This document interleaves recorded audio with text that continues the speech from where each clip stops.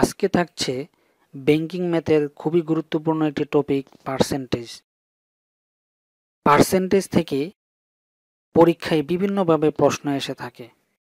তাই আমরা এই লেকচারটিকে বিগিনার লেভেল থেকে অ্যাডভান্স লেভেল পর্যন্ত ধারাবাহিক এমনভাবে সাজিয়েছি যাতে প্রিলি সহ রিটেনের প্রার্থীরাও উপকৃত হতে পারেন। পার্সেন্টেজকে আমরা মোটামুটি 12 থেকে 14টি পার্টে ভাগ করে আলোচনা করব, যেমন basic concept, based on salary and expenses, based on sales and commission, based on election and population, based on mixture, based on marks, based on increase decrease, based on Venn diagram, based on ratio, based on equation এবং share related topic. এছাড়াও আরও কিছু গুরুত্বপূর্ণ অংশ নিয়ে আলোচনা করব যাতে করে প্রিলি সহ রিটেনের প্রার্থীদের কোনো ধরনের বিষয়ে কোনো ঘাটতি না থাকে। আজকে আমরা পার্সেন্টেজের বেসিক কনসেপ্টের উপর আলোচনা করব। প্রথমে আমাদের জানতে হবে পার্সেন্ট কাকে বলে। পার্সেন্ট শব্দটি দুটি শব্দের সমন্বয়ে গঠিত। পার সেন্ট, পার মানে প্রতি, সেন্ট মানে হচ্ছে 100 ভাগের 1 ভাগ, অর্থাৎ প্রতি 100তে কত। পার্সেন্ট কিন্তু এক ধরনের ফ্র্যাকশন। কি আশ্চর্য মনে হচ্ছে? হ্যাঁ, পার্সেন্ট এক ধরনের ফ্র্যাকশন, কারণ পার্সেন্ট মানেই হচ্ছে পার 100, অর্থাৎ নাম্বার ডিভাইডেড বাই 100। যেমন 100 কিলোমিটার পার আওয়ার মানে প্রতি ঘন্টাতে 100 কিলোমিটার। এই যে চশমাটি দেখতেছেন এটা হচ্ছে পার্সেন্টের সিম্বল। কোনো নাম্বারের পর যদি এই সিম্বলটি থাকে তাহলে বুঝতে হবে নাম্বারটি পার্সেন্ট আকারে আছে। আর যদি কোনো নাম্বার ডিভাইডেড 100 থাকে তাহলে বুঝতে হবে এটি ফ্র্যাকশন আকারে আছে। যেমন 15% ইকুয়াল 15 ডিভাইডেড বাই 100, দুইটি একই জিনিস। আরও কিছু উদাহরণ দেখুন। 1% ইকুয়াল 1 ডিভাইডেড বাই 100, 5% ইকুয়াল 5 ডিভাইডেড বাই 100, 10% ইকুয়াল 10 ডিভাইডেড বাই 100। পার্সেন্টকে যেমনই ফ্র্যাকশনে প্রকাশ করা যায় তেমনি এগুলোকে আবার ডেসিমেলেও প্রকাশ করা যায়। যেমন 15% ইকুয়াল 15 ডিভাইডেড বাই 100, এটা হচ্ছে ফ্র্যাকশনে প্রকাশ। যদি ডেসিমেলে প্রকাশ করেন তাহলে হবে 0.15। যদি পার্সেন্ট থেকে ফ্র্যাকশনে নিতে চাই তাহলে আমাদেরকে 100 দ্বারা সংখ্যাটিকে ভাগ দিতে হবে। আবার ফ্র্যাকশন থেকে পার্সেন্টে নিতে হলে 100 দ্বারা গুণ করতে হবে। যেমন 15%কে যদি আমি ফ্র্যাকশনে নিতে চাই তাহলে 15কে 100 দ্বারা ভাগ দিতে হবে। আবার সেই একইভাবে এটাকে যদি আমি আবার পার্সেন্টেজে নিতে চাই তাহলে আবার 100 দ্বারা গুণ দিতে হবে। 100 দ্বারা গুণ দেওয়ার পর 100-এ কাটাকাটি, দেন আবার 15। আবার পার্সেন্টকে যদি ডেসিমেলে নিতে চাই তাহলে কি করতে হবে? তাহলে ওই সংখ্যাটির বাম দিকে 2 গড় আগে আমাকে দশমিক বসাতে হবে। যেমন 15%কে যদি আমি ডেসিমেলে নিতে চাই তাহলে বাম দিকে 2 গড় আগে দশমিক দিতে হবে। যদি এক সংখ্যার পার্সেন্ট থাকে তাহলে তার পূর্বে একটি শূন্য দিয়ে তারপরে দশমিক বসাতে হবে। পার্সেন্টেজের ছোটোখাটো বিষয়গুলি যেন আমরা মেন্টালি সমাধান করতে পারি সেই জন্য একটা প্রক্রিয়া দেখি। আমরা কোনো সংখ্যার 10%কে যদি ডেসিমেলে প্রকাশ করি তাহলে সংখ্যার 1 গড় আগে দশমিক দিতে হবে। যেমন 10% অফ 820 কি হবে? তাহলে এর বাম দিকে 1 গড় আগে দশমিক বসাতে হবে। তাহলে এটার আনসার আসে 82। এটা যদি নর্মাল সিস্টেমে করতে যাই তাহলে 10% অফ 820, 10%কে ক্যালকুলেশন সুবিধার জন্য আমরা লিখতে পারি 10 ডিভাইডেড বাই 100 ইন্টু 820। তাহলে 00 কাটা আনসার আসে 82। আবার যদি বলে 1%কে দশমিকে প্রকাশ করো তাহলে কিভাবে করবেন? 1% বললে দশমিক দিতে হবে বাম দিকে 2 ঘর আগে। যেমন 1% অফ 820 হবে 8.2। এটা যদি নর্মাল সিস্টেমে করেন তাহলে কি দাঁড়ায়? 1/100 ইন্টু 820, তো কাটাকাটি করলে 8.2 হয়। আরও কিছু উদাহরণ দেখি, যেমন 12% অফ 820, তাহলে এটা কি করবেন, আগে ফার্স্টে 10%-এর বের করবেন প্লাস 1%-এর 2 টাইম, তাহলে ক্যালকুলেশনটা সুবিধা হবে। তো 10% আমরা জানি 10% কত 82, আর 1% হচ্ছে 8.2, তো 8.2-কে 2 দ্বারা গুণ করেন, তাহলে আমাদের উত্তর আসতেছে 98.4। আবার যদি বলে 30% অফ 820 কত, তাহলে কি করবেন, 3 টাইমস 10% অফ 820, মানে প্রথমে 820-এর 10% বের করবেন, 10% বের করলে 3 দিয়ে গুণ দেন, তাহলে 30% হয়ে গেল। আবার যদি বলে 35% অফ 820, তাহলে কি করবেন, সেম প্রসেস, ফার্স্টে কি করবেন 10%-এর বের করবেন, এরপরে 3 দিয়ে গুণ দিবেন, 30%-এর বের হয়ে গেল। আবার 10%-এর অর্ধেক করবেন, হাফ অফ 10%, 2 দিয়ে ভাগ দিবেন, কত হয় 41, তাহলে টোটাল আনসার আসতেছে 287।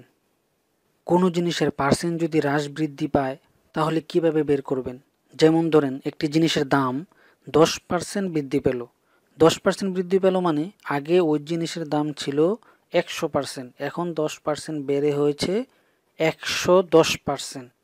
পূর্বে ওই জিনিসের দাম যদি হয় 200 টাকা, তাহলে 110% অফ 200।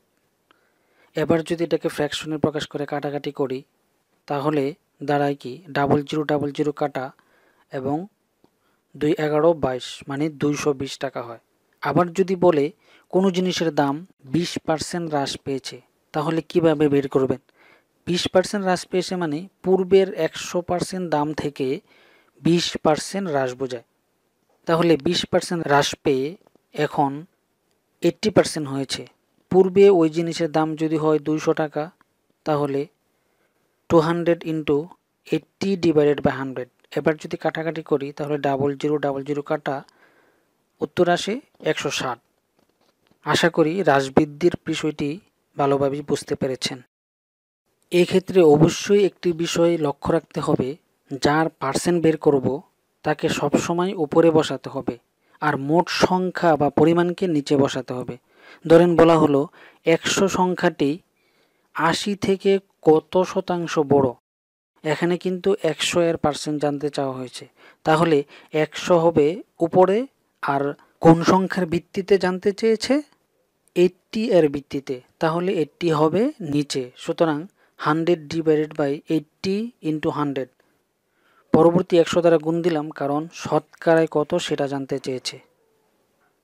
এবার যদি কাটাকাটি করি, 20 দিয়ে কাটলে 4 20 80, 5 20 100। আবার যদি 4 দিয়ে কাটি তাহলে 4 25 100, তাহলে উত্তর দাঁড়ায় 125%, অর্থাৎ 100 সংখ্যাটি 80 এর ভিত্তিতে 25% বেশি। আবার এইভাবেও বের করতে পারেন যে 80 থেকে 100 কত বড়, 20 বড়, তাহলে 20/80 ইন্টু 100। এবার যদি কাটাকাটি করেন, 20 দিয়ে কাটলে 4 20 80, আবার 4 দিয়ে 100-কে কাটলে 4 25 100, অর্থাৎ 25% বেশি। 100 সংখ্যাটি 80 থেকে 25% বেশি। এটা ছিল 100 সংখ্যাটি 80 থেকে কত বড়। যদি বলে 80 সংখ্যাটি 100 থেকে কত ছোট, এক্ষেত্রে কিন্তু অনেকেই ভুল করে বসতে পারেন, তাই বিষয়টিকে খুব ভালোভাবে লক্ষ্য রাখতে হবে। 80 100 থেকে কত ছোট, 20 ছোট, তাহলে 20 হবে উপরে, আর বেস সংখ্যা মানে মোট পরিমাণ সংখ্যাটা হবে নিচে, মানে 100 হবে নিচে। সুতরাং 20/100 ইন্টু 100। এখন যদি কাটাকাটি করি তাহলে 0000 কাটা, উত্তর আসে 20% ছোট, অর্থাৎ 80 সংখ্যাটি 100 থেকে 20% ছোট। পার্সেন্টেজের বিষয়টি দ্রুত ক্যালকুলেশনের জন্য আমরা আরেকটা বিষয় দেখি। যেমন আপনাকে বলা হলো 1400 এর 10% কত, তাহলে কিন্তু নর্মালি আপনি যদি বাম দিকে 1 ঘর আগে একটি দশমিক বসিয়ে দেন, তাহলে কিন্তু এর উত্তর পেয়ে যাচ্ছেন। আবার যদি বলে 1% কত, তাহলে আপনাকে 2 ঘর আগে দশমিক বসাতে হবে, অর্থাৎ উত্তর আসে 14। আবার যদি বলে 30% কত, 1400-র 30% কত, তাহলে নর্মালি আপনি ফার্স্টে 10%-এর মান বের করবেন, তারপরে 3 দ্বারা গুণ দিবেন, তাহলে উত্তর কত আসে 3 ইন্টু 140, মানে টোটাল আসে 420। আবার যদি বলে 5% কত, তাহলে নর্মালি আবারও 10%-এর মান বের করবেন, দেন অর্ধেক করে দিবেন, হাফ করে দিবেন, তাহলে কিন্তু 5%-এর মান বের হয়ে যাচ্ছে। এগুলো মূলত প্র্যাকটিসের উপর নির্ভর করে, যত বেশি প্র্যাকটিস করবেন ততই সহজ মনে হবে। এবার যদি বলে 36%-এর মান কত, তাহলে কিভাবে বের করবেন? প্রথমে কি করবেন, আপনি 10%-এর মান বের করবেন, বের করে 3 দ্বারা গুণ করবেন, তাহলে 30%-এর মান বেরিয়ে গেল কত, 420। আবার এবার যদি 10%-এর মান বের করে অর্ধেক করেন, হাফ করেন, তাহলে কত হয় 70। তাহলে 5%-এর মান পেয়ে গেলেন, কত হলো 35%-এর মান, আর 1% দরকার। যদি আপনার মূল সংখ্যাটার 2 ঘর আগে দশমিক বসান, তাহলে আপনি 1%-এর মান পেয়ে যাচ্ছেন, তাহলে কত আসে 14। টোটাল উত্তর আসে 504। এবার আমরা খুবই গুরুত্বপূর্ণ একটি ফর্মুলা দেখব। এই ফর্মুলার মাধ্যমে সহজেই আমরা পার্সেন্টেজের যে বেসিক প্রশ্নগুলো আছে সেগুলো সমাধান করতে পারবো। সূত্রটা হচ্ছে x% of y equal to y% of x। যদি বলে 36% অফ 50 কত, তখন কিন্তু এই জিনিসটা বের করা কিন্তু একজন বিগিনারের জন্য খুবই কঠিন বিষয়, মানে দ্রুত বের করতে পারবেন না। এখন যদি ওই ফর্মুলাটা প্রয়োগ করেন, অর্থাৎ এই মানটা যদি আপনি ইন্টারচেঞ্জ করেন, অর্থাৎ যদি লেখেন এভাবে 50% অফ 36, মানে কি 50% অফ 36, 36-এর অর্ধেক, 36-এর অর্ধেক কত 18। আপনি এই জিনিসটা ইন্টারচেঞ্জ করে অনেক সহজেই এই সূত্রের মাধ্যমে অঙ্কগুলো সমাধান করতে পারবেন।